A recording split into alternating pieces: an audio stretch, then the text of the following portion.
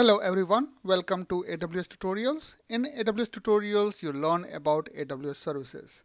Today we are going to learn how you can use AWS Glue DataBrew to do data quality check in your data platform. So let's get started. And I also have a small demo towards the end to show how the things work. So let's try to find the most important answer. Why data quality check? So suppose if you are building a data pipeline where you are trying to bring data from some sources. I'm just giving one example pipeline here. So you're trying to bring some data from some sources to your raw stage data, and then from raw you convert that into a cleansed state of the data, and from cleansed you convert that into a curated state or consumable state where the data is then used by the consumer to implement the end use cases. In this case of data platform and data pipeline, when we talk about this part of the pipeline where I'm trying to clean the data and I'm trying to make the data ready for my consumption, there the bad data quality, which could be anything like missing particular column value or column at all, or it's like wrong values, anything like that can really create challenge for your data platform.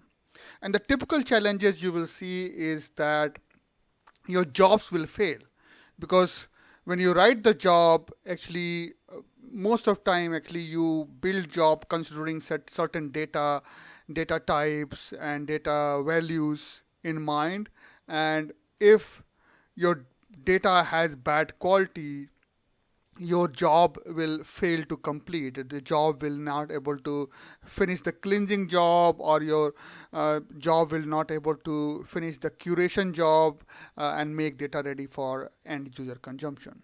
So sometimes these ETL jobs which run after the raw stage, they fail because the quality of the data is bad. And it also ruins your reports or dashboard, because when you are running, when you're creating your data and you're trying to create your reports or dashboard, you keep certain data in mind, and if that data is going really haywire, really giving very I will say dirty values, then in that case it can really ruin your whole report. It can crash your report or dashboard. It can crash your calculations if the data is bad. And in the machine learning world, if the data is coming and data is bad in the sense is trying like the wrong values or missing values or any kind of biased created in the data, can actually affect your model accuracy. Because generally, like, you don't do in a way that like you bring your data and then you bring your model, create your model, but then you keep as the data grow, you keep creating your model, new versions of the model. And when you're recreating new versions of the model, you want to make sure that your data quality is intact. The data is not getting biased, because if data is getting biased, the model will evolve to more inaccurate model, and that will create challenges for you. So bad data quality can really create challenges in your pipeline, in your reporting use cases, in your machine learning use cases. And that's why it is very important that in your platform, in your pipeline, the moment your data comes to the raw stage, you check the data quality for certain norms, certain conditions, certain values, certain business rule you can think of. And unless data qualifies for that kind of quality, you don't proceed for the rest of the pipeline. You get notified about such data quality, you try to fix it, and then proceed. So that's why data quality is very important, and data quality should be done at the raw stage. Again, I'm not saying to transform the data at the raw stage, because raw data is considered immutable. You don't transform the data. You take the data as you get, but whatever data you have got, you need to make sure it qualifies minimum required data quality as per your business need, and once it qualifies, then only you proceed to the rest of the pipeline so that you don't break your jobs or use cases. So what kind of data, and today we are going to learn how to do this kind of data quality checks. Now what you can check, where basically three types of check you can do. One check you can do on the whole on your data set, checking for minimum number of rows or minimum number of columns or duplicates. You can also do column value level check. Basically you are saying that you are checking your column for certain values. It could be like, okay, minimum or maximum value, value in a range, value in a list, should be non-negative, any kind of length check on string type of value. Those kind of things you can do on the column value label check. Then very interesting one, but you can do column statistics level check as well. So you not checking the value for the column, but you're checking the statistics of the column. And this kind of check becomes very important for the machine learning use cases. So for instance, if suppose two columns have correlation and they have positive correlation, and you use that into your machine learning model, you are using that correlation to machine learning model, you want to ensure that the correlation remains positive. Yeah. If it is not positive and you want to make a check on that, then you can check for correlation between the columns. Similarly, you can look for outliers. You can look for numerical or value distribution. For instance, you want your maximum value to be certain, minimum value to be certain, or you want mean or median to be in certain range. So those kind of things you can do in a column statistics check.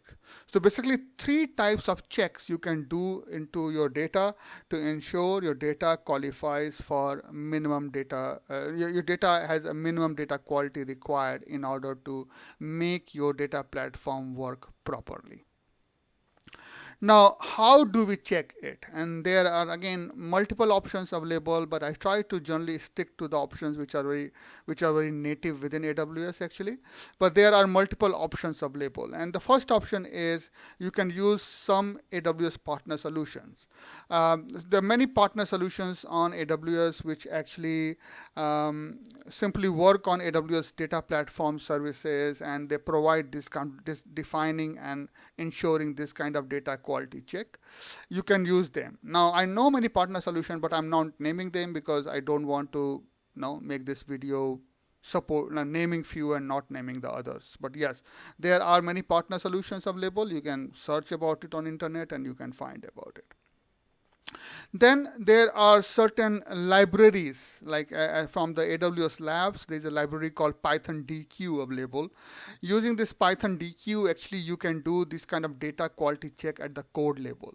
So at the code level, you can when like you're reading the data from the data frame, you can put certain quality check conditions in your code, and against those quality check condition you can evaluate your data against the data frame. You can evaluate your data frame to show that your data frame passes those quality checks or not. So this is a very extensive library, very interesting one, which can do both all kind of check, data set check, column value level check, or column statistics level check. All three types of checks it can perform, but it happens at the code level. You are doing the things at the code level. So please do search for Python DQ or PyDQ, which people use to do data quality check. I might create some video some other point of time about this particular library, but there are a lot of documentation already available. If you want, you can search even now. And the third one is you can use AWS DataBrew data profile jobs to check the data quality. And this is data profile jobs have got a new feature which is called data quality rules. And you can actually define data quality rules in AWS DataBrew. And by using data quality rules and data profile jobs together, actually you can perform data quality check. And this is the method today I'm going to focus on and talk about. So let's get some more details. So first of all, what is AWS Glue DataBrew data profile job? Basically, in AWS DataBrew, you can run profile jobs on your data set, and the purpose of the profile job is is data profiling. Like, it looks into your data as a whole, it looks into your columns, and it provides various information about your data set, about your column, both from value and statistics point of view. So it can look into your data set and can provide a number of duplicate rows, a number of missing values, column with missing values, and similarly at the column level also it can provide information related to like duplicate values or mean, median, standard deviation, those kind of things. So it can really provide both data set and column level statistics and value profile.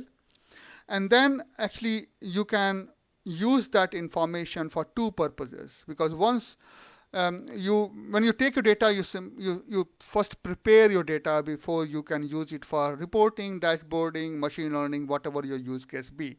So once you do the profiling of your data, you know enough about your data to do some kind of data preparation to make data curated, ready for consumption, cleansed, ready for consumption.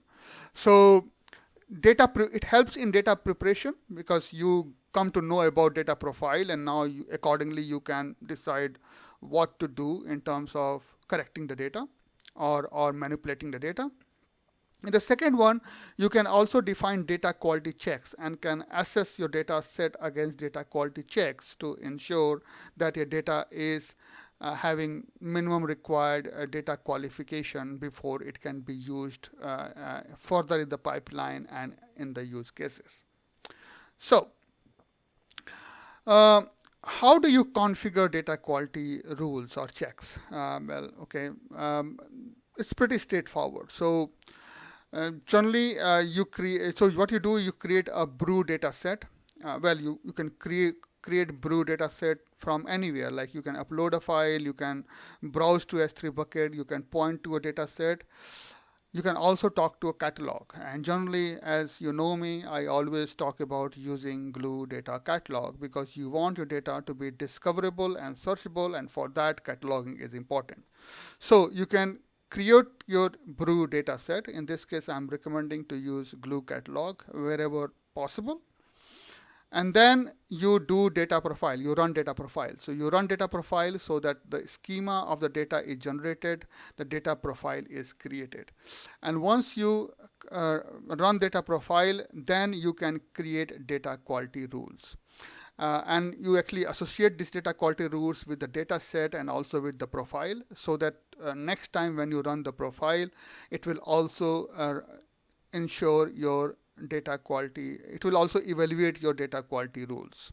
So I'm going to do all these things from the scratch, so you will of course learn about it. But it's pretty straightforward. You first create your data set, then you run the data profile on data set to ensure that schema is generated and you know about the data, and then you create your data quality check rules, and these data quality check rules you associate with both data set and data profile, and that way when you run the data profile next time, data profile job will also evaluate your data quality rules to see what rules are passing and what are not passing, and you come to know about your data quality assurance. So how do you define my data quality check rules? So basically, it's pretty straightforward. You can define multiple rule sets, actually. So you can define multiple rule set in each rule set. Each rule set is actually associated with a data set, and then this rule set can also be added into your data profile job. And then these rule sets will have then individual rules, and these rules are same data set level rules, column value check rules, or column statistics check rules, and those rules you can define. And again, I'm going to show you guys, but at high level you should understand that you can define multiple rule sets, and in each of the rule sets you define multiple rules. So when the data quality checks are run, it will tell you result for each of these rules, and also it will provide the result for the rule set. And the rule set result is like will pass only when all the rules have passed. If any of the rule has failed, your rule set has failed because one of the rule failed to pass. And then accordingly you can make decision. You can make decision based on the rule results, or you can make decision based on the rule set outcome to decide whether I need to proceed further or make this data available for consumption or not. Yeah, so those kind of business logic you can build. So how do I use this profile job for data quality check? So there are two broad level mechanism you can use, and one is event based. So in the event based, it's similar to running event based pipeline. So if you want to see how it works, actually you can probably look into my another video where I talk about how to run an event based pipeline, but it's very much similar to that. So let's take a scenario, for instance, that some Glue job actually ingested the data to the raw S3 bucket. At that point of time, since job has ingested data, it will bubble up an event. It will raise an event in the Amazon event bridge, and this event will have like AWS Glue job status change event. And when this event is raised, your event bridge, event bus will know, okay, this particular job has just finished ingesting the data. So this data is ingested in the raw stage. It is the time for data quality check. So it's going to raise a Lambda function, and this Lambda function will simply start AWS Glue DataBrew profile job. So data profile job, this Lambda function will simply start. And I'm going to show you the code snippet for these things, so don't worry, you will see. So I'll first run on the console, configure on the console things, and then I'll also show how you can do that in the code, so you can easily create this kind of configuration.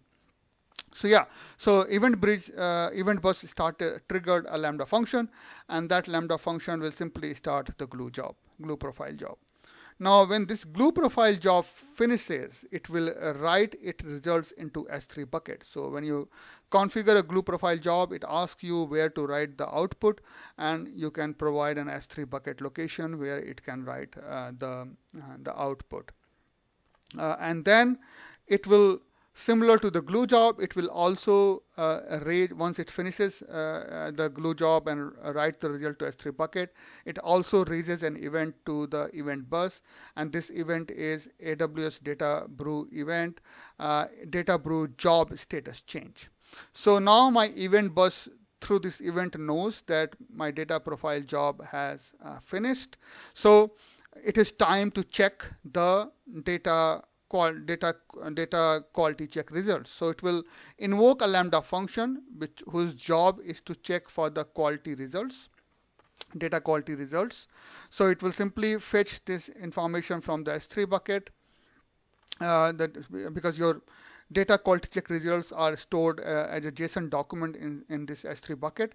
It will simply fetch results from that object to see the outcome for the rules and the rule sets, and then rest of the logic depends on you. So if you think that your rule set has passed, you simply start rest of the pipeline, which could be calling another Glue job, or calling a step function which is running rest of the pipeline, or calling the Glue workflow which is running rest of the pipeline. So your pipeline could be rest of the pipeline could be implemented in any of the ways, event way, or Glue workflow way, or step functions way.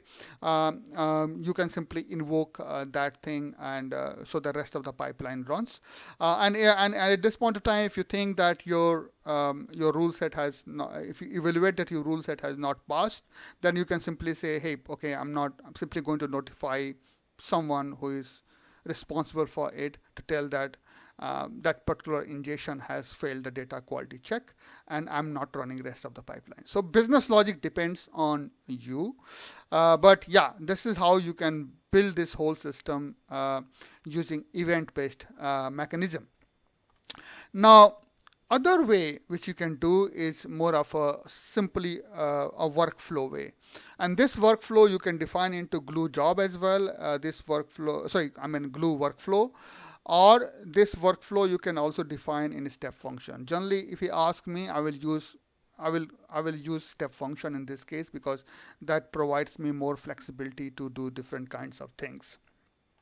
So your step function might look like this, where I'm simply running a step to say start my ingestion Glue job, and then once that job finishes, I start my data profile job, and when that job finishes, I simply call a Lambda function to check for the data quality status results. Again, I know that data profile jobs will write the outcome of the data quality check into an S3 bucket. So this Lambda function is simply going to read the value from the S3 bucket, and then whatever check outcomes comes, you check the state or of the outcome, and if it has passed, my rule one is if it has failed, then I don't want to do anything about that data. I simply notify that my data quality check has failed and I simply end over here. Or if otherwise, if it has passed, then you simply start remaining of the workflow. So you can, like for instance here again, call another state machine workflow to run the remaining workflow, or you can configure remaining workflows here itself. But that's how you can use a workflow, whether defined into step function or AWS Glue workflow, to do this kind of check. Again, I told you, since it is using SNS and Lambda, I would prefer step function here than Glue workflow, because state machine workflow in a step function provides me much more capability to configure this whole workflow. Okay, so that's how you can do into a workflow, and the earlier method was an event-based method. So it is time for the demo, and what we are going to do, we are going to create a data set, and we'll create a data profile job for it first. Then we'll define data quality checks or rules and associate it with the job and the data set.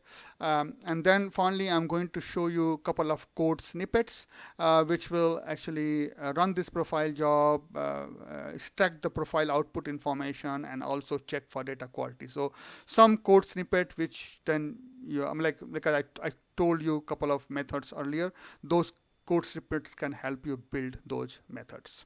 So let's get started. So here we go. In my AWS console, I have got a data in Dojo dataset bucket, sales data, again a sample sales data which I'm using for demo over here.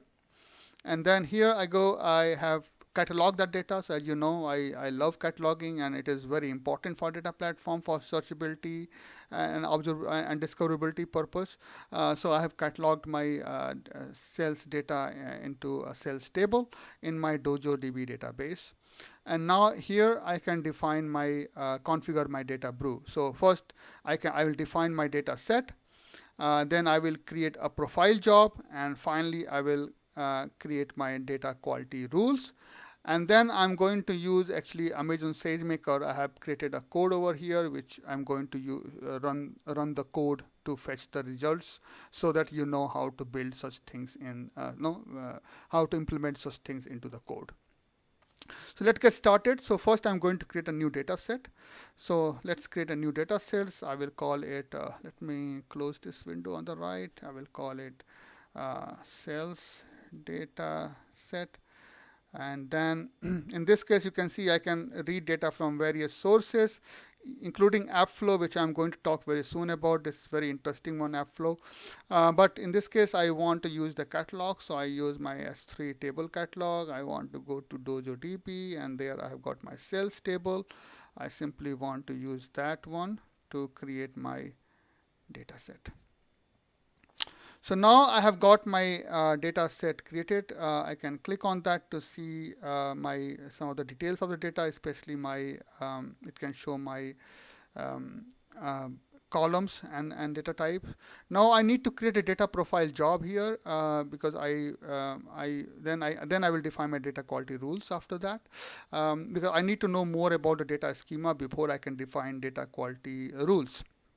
So I click on run data profile.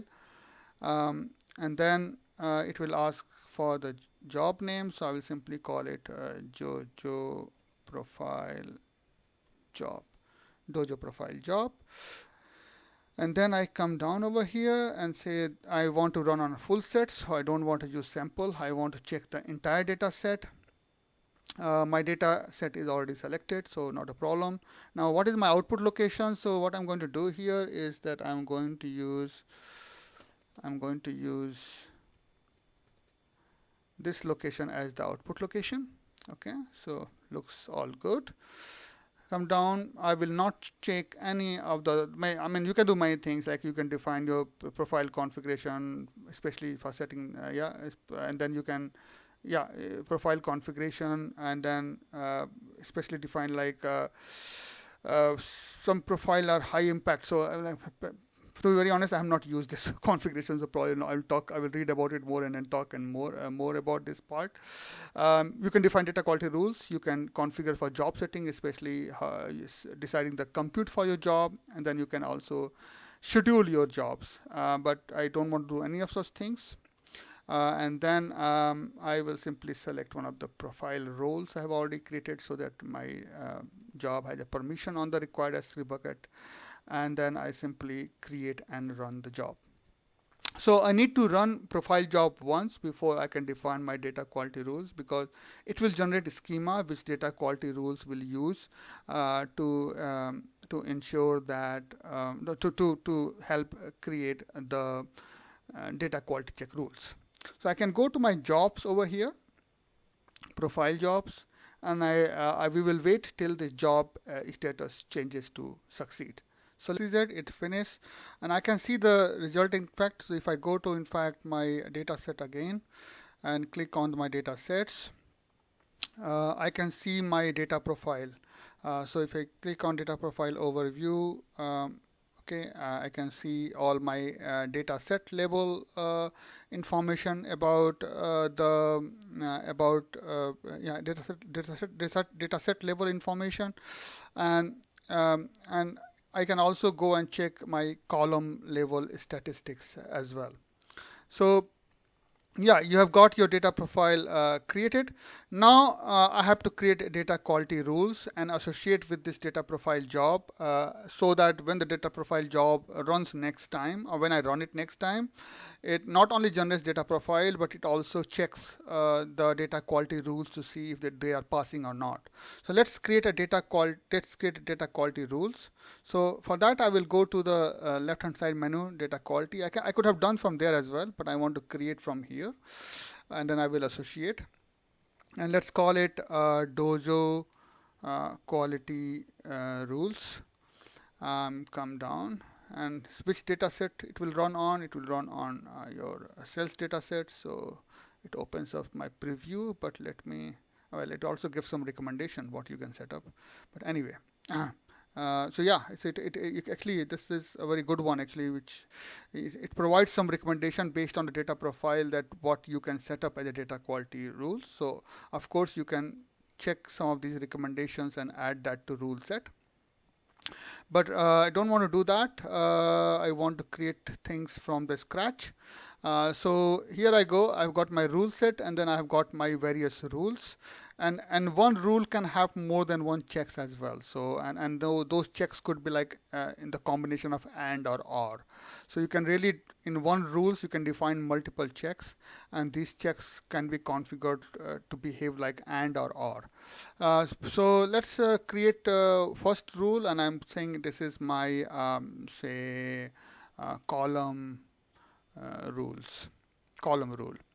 And what I'm saying here is that I'm looking at my data set level check at this point of time. So you can see you can do data set level checks, you can do your column statistics level check and various checks, and then you also have column value level checks. Okay, so 3 different types of check.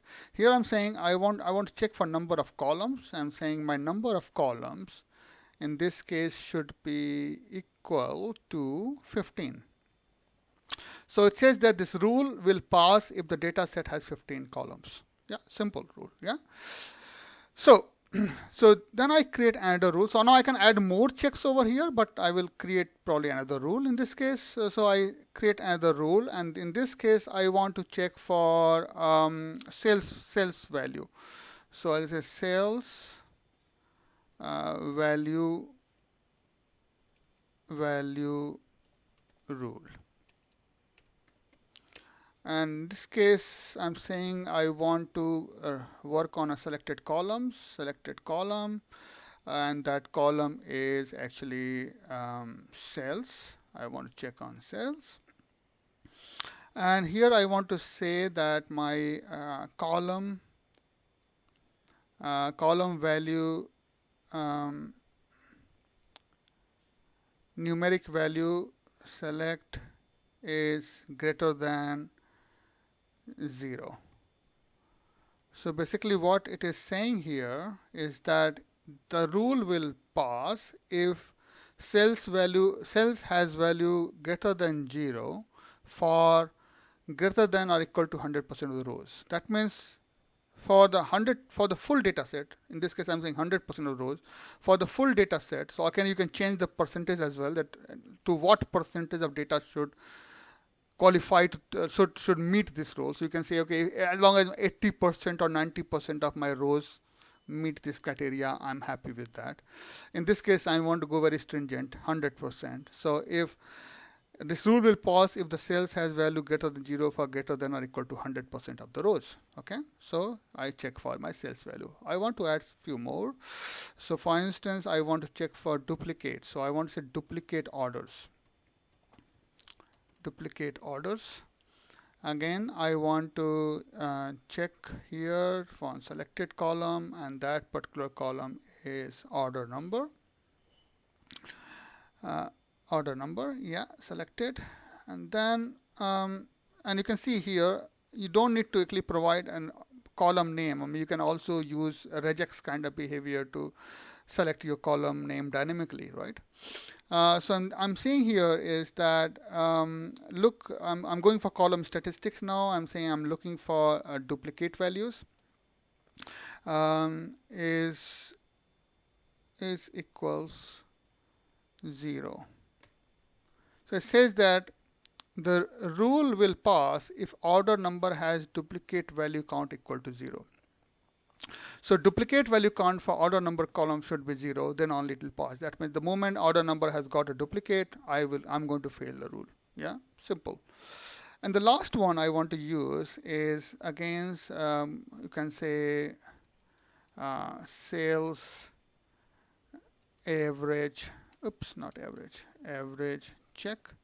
And I want to use some statistics in this case. So I will say again for common check for selected field. In this case, I want to select now sales again. And I'm saying is that go to the column statistics, go to the value distribution, go for the mean, and is greater than or equal to 4,000, just as an example. So what I'm saying here is that the rule will pass if the sales has means greater than or equal to 4,000. So I'm also checking for the mean, and sometimes this kind of check is very important for the machine learning use case to make sure data is not getting biased.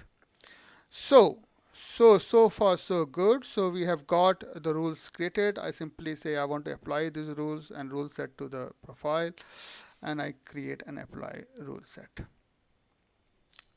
So if I open these rules again, you can see there are 4 rules over here on this data set and also on this profile job. If I check over here, you can see the rules are pretty simple. The data set has a column value equal to 15. Sales has value greater than 0. Order number is not duplicate, and sales has mean more than 5,000, just as an example over here. Now I'll go to check the data profile job once. View job, to make sure that my rule set is applied here, just to be very, very sure. Okay, so you can see here my rule set are applied over here. So I'm all good. Now if I run this job again, this data profile job again, it is not only doing the data profiling, but it is also going to evaluate my data against these rule sets to ensure that my data qualifies for the rules or checks defined over there. Now second time I'm not going to run this rules on the screen here. I'm going to use the code, and this code I have provided is in the link below as well. So I have created some code, and I'm giving you this code because I want to make sure when you try to build a Lambda function and those kind of things, you know what kind of code to write. So let's see here. What is my job profile name? Yeah, okay. Oops, okay, it's called Dojo profile job. So here is my code. So I'm going to run code cell by cell, and then I'll explain what I'm doing here. Here it's very straightforward. I'm simply providing my job profile job name, and I'm creating client for the DataBrew, and the three libraries I need is Boto3, Time, and JSON. So let me run here. So this is all good. Now what I'm going to do here is that I'm going to run, in fact, let me do one thing. It has already run few things. So, okay, let me clear the output and restart the kernel so that I can show you the outcome. Okay, here we go. So let's do one more time. Run. All good. Now what I'm going to do here, I'm going to start the profile job. So this kind of code you can you can use to start the profile job, and in return it gives you a run ID actually, and this run ID is important because you can use this run ID to fetch the details about the job and job output. So I'm going to run these three lines of code, which is simply starting the profile job and fetching the run ID. I'm going to simply print that run ID for you. So I do that. And I get this run ID back, which is the ID for the run, for the job. So if I go to my DataBrew again, and if I go and check my jobs, jobs and profile jobs, you can see my job right now in the run state. Now what I do over here is that I'm going to fetch the job description, and then for that I have to job details, and I'm providing the profile job name and run ID, and then I'm primarily interested in the state over here now. But here I'm kind of looping again and again to check the state to see once it turns to succeeded, then I move forward. But you don't need to do that if you're building an event-based mechanism, or when you are running a step function, then step function can wait for this profile job to finish. But I'm just doing it here because I'm running this code, and I wanted to write a code which can loop into the state check till it's complete. So I'm simply checking the state over here, and then once once it succeeds, that means the job has finished, I simply loop into the response output to check where is my what is my bucket name and file name or object name where my outcome has been written. So these bucket name and file name, these lines of code actually give me the location of my job output actually.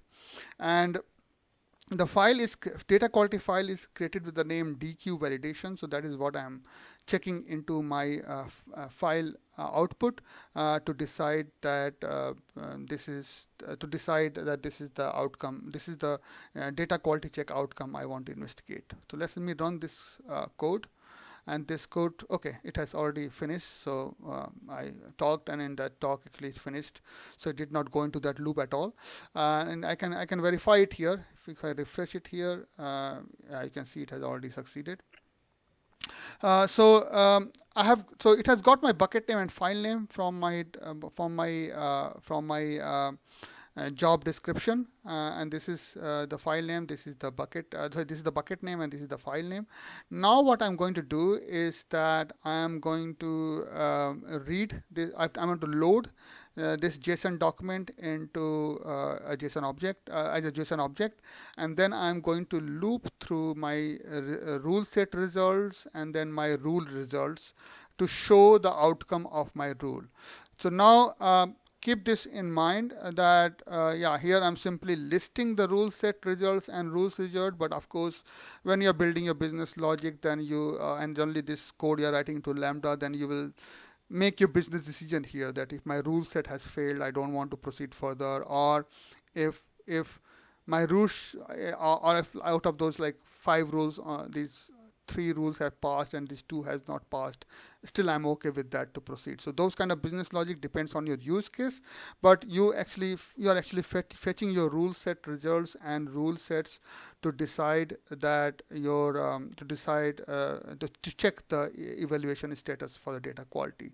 So let me run these lines of code, and what I'm getting here is that my this dojo quality rule set evaluation has failed.